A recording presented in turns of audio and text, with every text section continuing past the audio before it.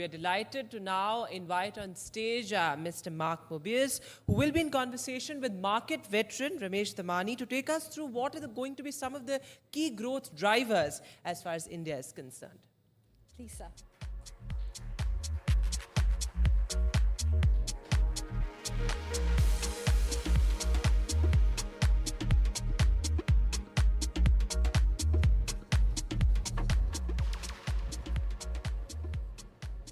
Good afternoon, guys. We've heard a lot of catchphrases today, the Indian century, Viksit Bharat, DPI, but the phrase that resonates most with market men is what his boss used to say, that the four most dangerous words in the English language, or the four most expensive words in the English language are, this time it's different. Is it different? To cut through the cacophony of clutch phrases that we've heard today, I'm joined by Mark Mobius.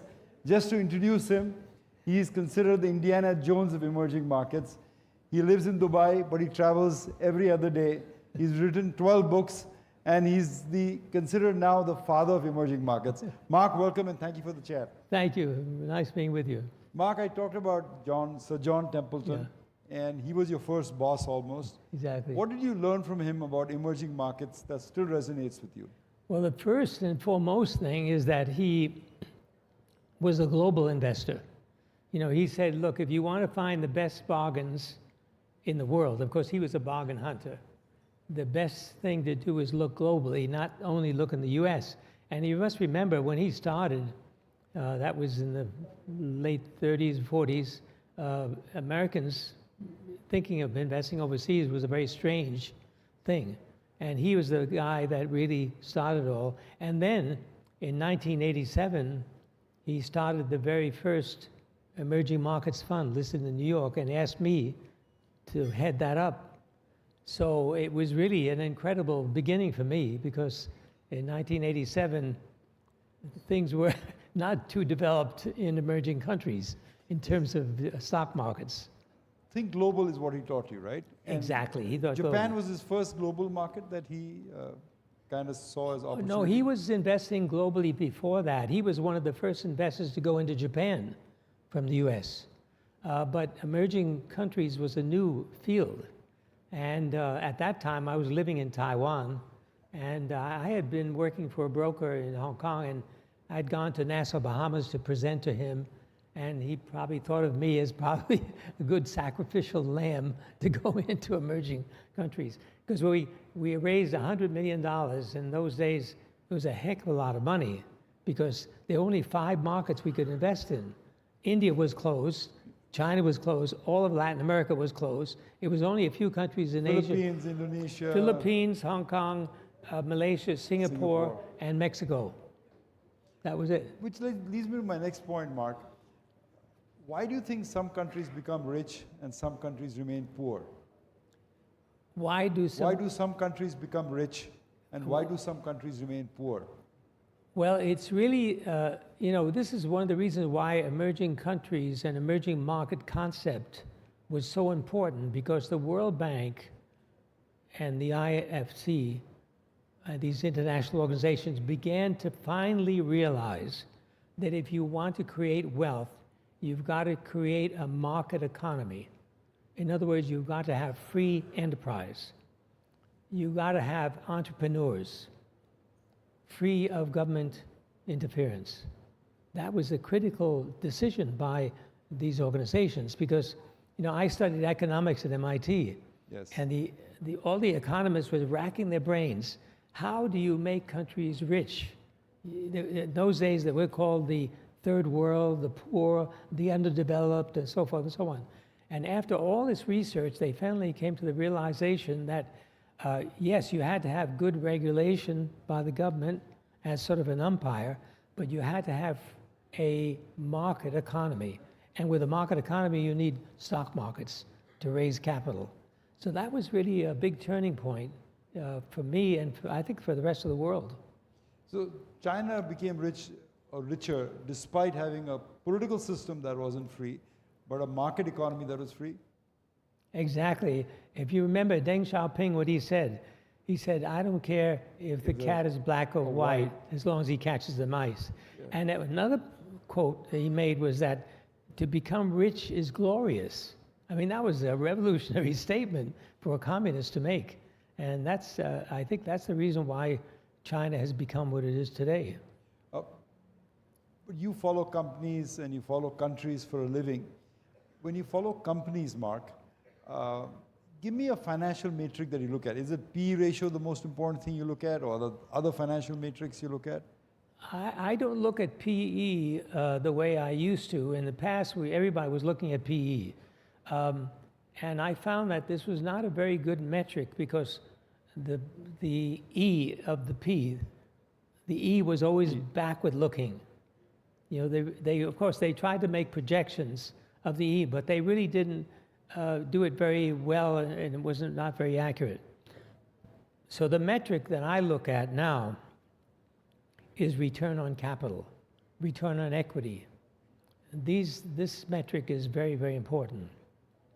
Because interestingly enough, the other metric we look at is debt equity.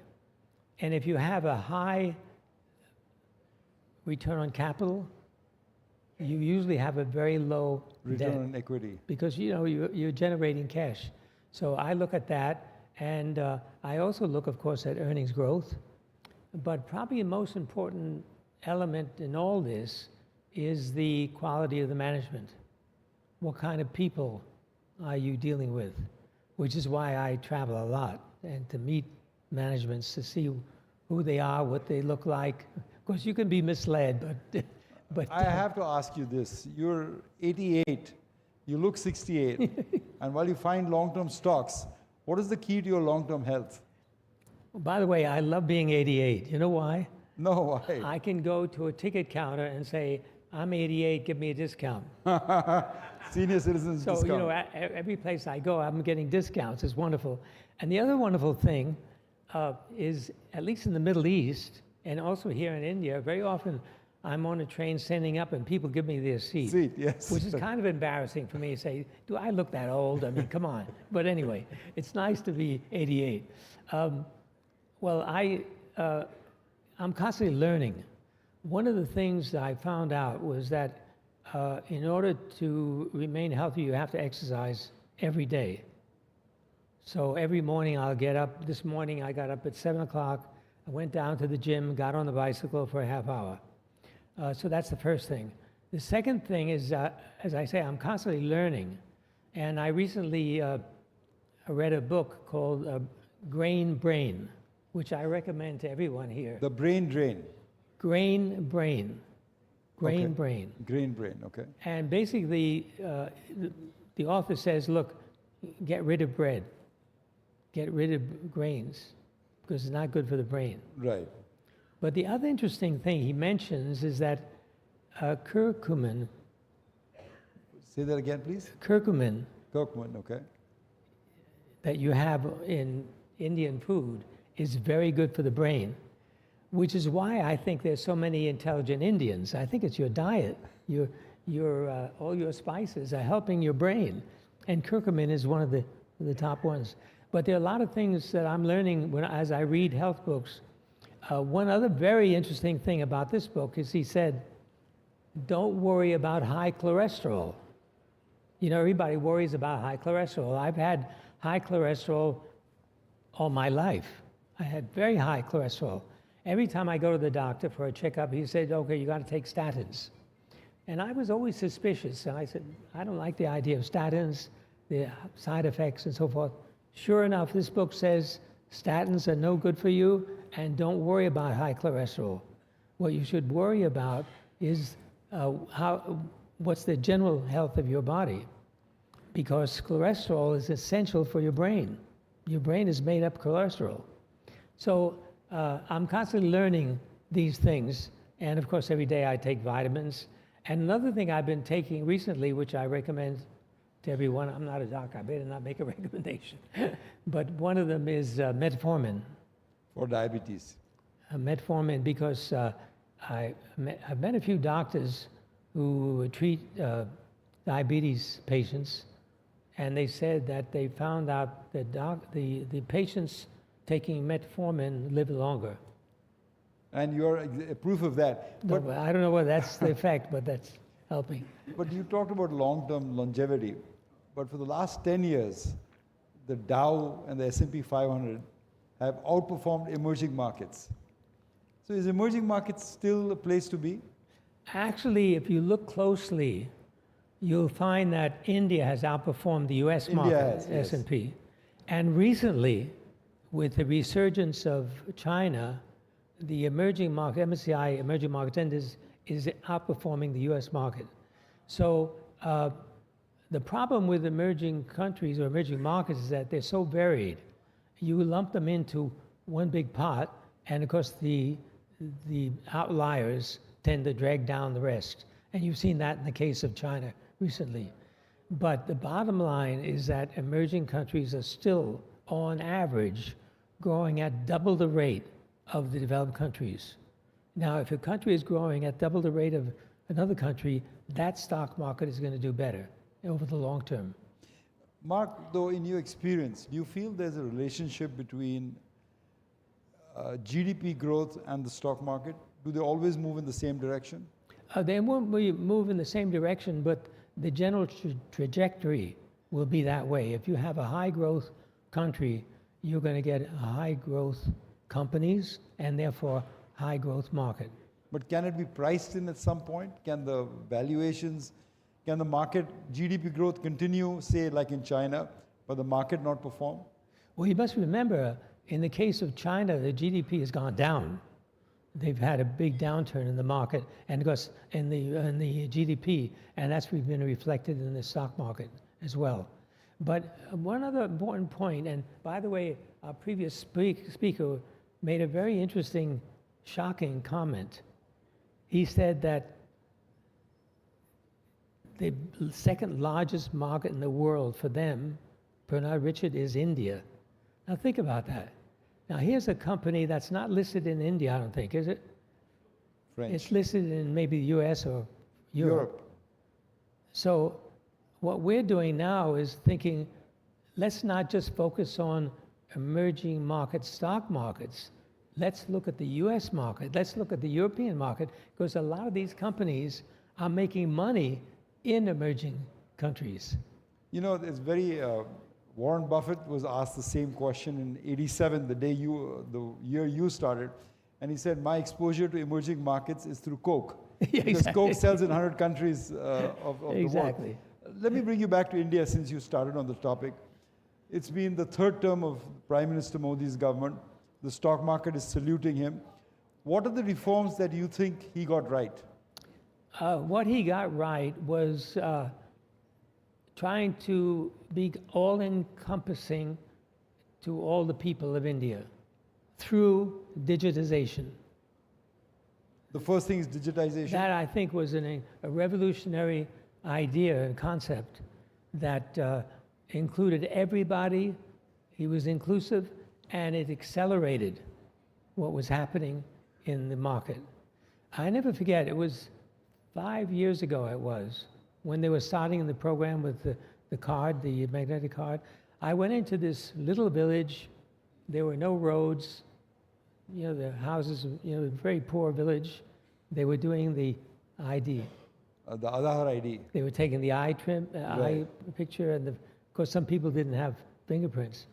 So to me, I thought to myself, this is revolutionary. Because after these people got their card, they went around the corner to a representative of the bank and opened a bank account. Bank account. And now you can transfer money seamlessly. Exactly. UPI payment. Exactly. This is revolutionary. Digital infrastructure, of course, everyone has complimented India head and shoulders thanks to Modi's leadership.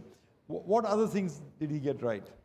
I think the other thing he did right was to open up more and more because I always think of India as the United States of India, because they're different states. Different states. I mean, it's mind-boggling when you think about it. Here, you're one nation, but you're all speaking different languages. And it's not only spoken languages, written languages are different. So what did he do? The first thing he did was unify the tax system, the cross-border taxes. GST. this is an incredible Incredible accomplishment. change, yes. This is something that, probably would have taken a century to Politically accomplish. impossible to do, and yet that went That through he did Parliament. that. Yeah. It's an amazing accomplishment.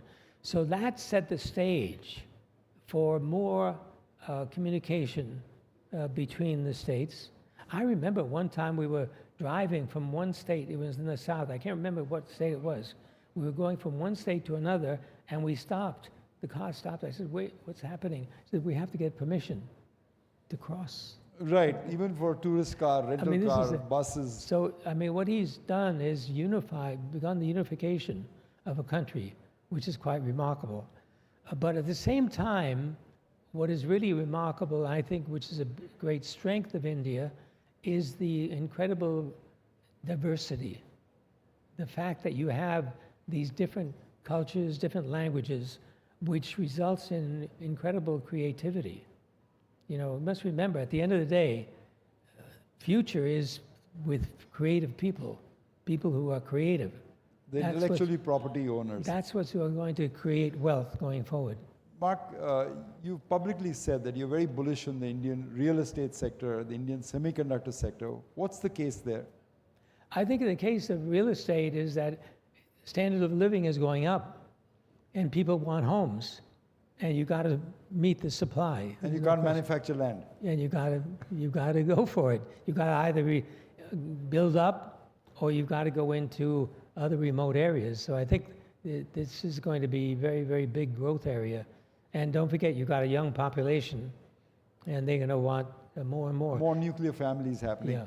But I have a quibble about the semiconductor sector. India is not going to be a fab power. I just can't see India. Maybe design, maybe usage, but fab power, you think India will do well in fab? I definitely think India is going to become a leader or the leader in semiconductor production in the future. And the reason why I say that is, first of all, the demand. You've got a market here that's one of the biggest in the world, number one. Secondly, it's a relatively open economy. So you're going to be able to take technology from China, from Taiwan, from the US, wherever. Thirdly, you've got an incredible software industry already. You're the largest exporter of software in the world. And if you look closely, you'll find that many of the very large IT or tech companies, particularly semiconductor companies, are already doing software in India. The software, yeah. But Intel, with all its manufacturing prowess, is at a 20-year low. Intel, what gives you the faith in the Indian fab business? The fabs will come here. Why? Because you've got the population, you've got the labor force. And I remember a few years ago, I was meeting an Indian friend of mine, and we were talking about this. And I said, I think India's going to become a big semiconductor manufacturer. And he said, oh no, Indians are not as patient and not so good with their small things like the Chinese are. I said, have you ever visited the places where they're polishing these tiny diamonds in India? Come on. Yeah. They'll be able to do a very good job here, no question about it. But it requires huge amounts of capital. Capital, power, clean water. That's going to be coming. That's good. Okay, Mark, you interviewed Barron's a few years ago, maybe during COVID time, the newspaper Barron's, in which you actually recommended 3 Indian stocks. You recommended APL Apollo Tubes, Persistent Systems, and Metropolis Labs. Yes. What do you think of the 3 now? Would you still buy them, or are there any new ideas, particular stocks you care to share with us? I would still hold them, but I would look at some of the other companies that are coming up that are looking very good. It's really interesting when we do a scan, we do a global scan using the criteria I mentioned. Return on capital, return on equity. India, China, then the US. So you can see where the value is. Even now, with a lot of people say, oh, the stock prices have gone too high. And I say, yeah, you're looking at it in terms of PE, but you're not looking at it in terms of growth. So I think there are still plenty of opportunities. Great. The last bit of advice, before I get a rapid fire round with you, what is the investment advice you'd give to your younger self? What I would say is don't be in a rush. Take your time, study carefully, and listen to the market. Because at the end of the day, yes, we have to be logical. We have to look at the facts. We have to talk to the management. We have to make a decision on numbers. But I have the saying, emotion is the potion. Emotion is the potion. The market is built on emotion. So you have to pay attention to the emotion of the market. The psychology of the The market. psychology of the market and the way, what people are thinking and acting upon. It's very important. All right. Let's do a rapid fire with Mark. Mark, an Indian promoter who you've always admired. Tata. The Tata Group, of course. Yeah, I mean, I remember meeting him many years ago, and he was a guy who was a titan of Indian industry, but he was the most humble and the most honest guy. He was terrific, very nice guy. And the legacy still shines through. Mark, you wrote your PhD thesis on communication satellites, Yes, I believe. yeah. What do you think of Elon Musk? Well, you know, it's really interesting. Now, here's the idea and the reason why creativity is so important. Because a lot of people don't remember that a communication satellite, the simultaneous satellite, you know, with 3 satellites, 26,000 miles in the air, it looks like it's moving at the same rotation of the Earth. So they appear stationary. Who thought of the idea? Arthur Clarke, a science fiction writer. He included this concept in one of his science fiction stories. And Hughes Corporation caught up on this. And at that time, you know, President Kennedy, when I was doing my thesis, was trying to break up AT&T, which was a telephone monopoly in America. And there were 2 competing ideas, a simultaneous satellite like Hughes, and the satellites that were low altitude that had to be tracked. And of course, AT&T, they were the only ones that could do that. Right. And thankfully, Kennedy and the Congress decided on the simultaneous and that was my first stock idea. I bought Comsat Corporation. Yes, I remember hearing that. Okay, from satellites to cartoons. You're very fond of Charles M. Schulz. Why? Snoopy. No, I got involved with Snoopy and the Peanuts business because I had a consulting company in Hong Kong. And of course, I was doing all kinds of consulting. In fact, I came to India once to do a project on the leather industry for the UNDP. But anyway, one day a lady from California arrived at my office and said, we're looking for manufacturers of toys. And I said, well, what kind of toys are you doing? She said, we got the rights for all of the Peanuts characters, Snoopy, Charlie Brown, all the rest of it. So we found manufacturers in different parts of Asia. Then I said, why don't you start selling this here? She said, you think people would like it? I said, children around the world love toys. So we started selling, and that became a bigger business than my consulting business. Okay. So it was really interesting. I'll ask the audience, how many countries do you think Mark has visited? Shout it out. One more, not more than 74. Actually, it's been 112 countries, right, Mark, the last time I checked? Your favorite city in the whole world? You've been to 112 countries. Which is your favorite city? Favorite city? I like so many cities. Every city I'm in, I like. I like New Delhi when there's no fog. And Dubai, because you're settled in Dubai. I would say for fun, Rio in Brazil, Rio de Janeiro. Rio, yeah. The Brazilian ambassador would have been happy to hear that. The Brazilian ambassador was here, would have been happy to hear that. I noticed that, yeah. Blame it on Rio, anyway. Yeah. Last rapid fire question for you. Do you have a favorite Bollywood film and a favorite Bollywood actress? Bahubali. Bahubali, okay. Both, it's the first and second. I like them both. That's a surprising choice. Any Bollywood actress you can think of? Well, the star, I can't remember the name, the star of Bahubali was very good. Okay, great. Very excellent. You know, And the other one, the other character I loved in that film was the bad guy, the evil guy. So when I was in Hyderabad last year, I had to go to the Ramali theme park, and I had a picture taken with a statue With of him. this bad guy. and you saw this on video? You saw this on video, Bahubali, or in the No, theater? I saw it in the films here. I saw Oh, it in a here film. first. Okay, great. Yeah. You know what they say about traveling, Mark? That traveling leaves you speechless and then makes you a storyteller. But what traveling has done is made you a great stock picker and what we call the Indiana Jones of emerging markets. Thank you so much for joining us. Thank you very much. Thank you. Thank you. Thank you for a lovely chat. Thank you. Well, thank you.